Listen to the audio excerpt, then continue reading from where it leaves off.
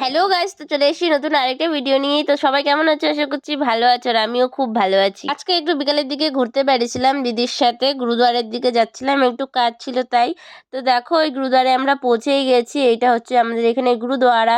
তো গুরুদুয়ারাটা তোমাদেরকে একটু দেখাবো ভাবলাম। তো এই ট্রাকগুলোর জন্য আমি কিছুই দেখাতে পারছিলাম না, সামনে দিয়ে এইভাবে দাঁড়ায় আছে না ট্রাকগুলো, একদম যা তা অবস্থা। তো দেখো এই যে এটাই হচ্ছে গুরুদুয়ারা এখানকার।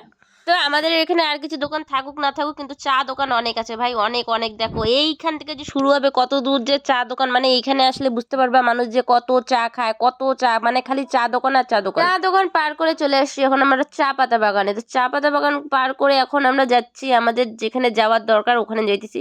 তো দেখো কি সুন্দরভাবে যাইতেছি, কি মজা লাগছে যাইতেছি। তো যেখানে যাচ্ছি যায় দেখি কি দোকানই বন্ধ। কেমনটা হইলো বলো তো, এত দূর থেকে আসলাম, এসে দেখি দোকান বন্ধ।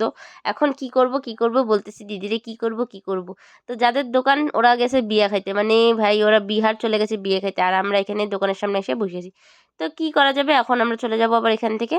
তারপর আবার বাড়ি ফেরার পথে একটু খাইতে গেছিলাম। ঠিক আছে, এখানে খেয়েছিলাম মিষ্টি খাইতে। তো মিষ্টিটা খাইলাম, অতটাও ভাল লাগে নাই আমাদের। তো আমরা আজকে বুদ্ধিমত্তার কথা কাজ করছি।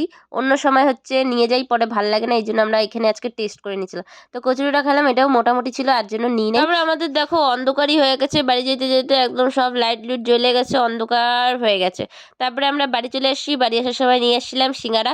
তো এখন সিঙ্গারা চা খাবো আমি। ভিডিওটা আজকের মতো এইটুকু, দেখা হবে আবার একটা সুন্দর ভিডিওতে। তো সবাই ভালো থাকবে, ভিডিওটা ভালো লাগলে লাইক কমেন্ট করে দেবে। Tata, by.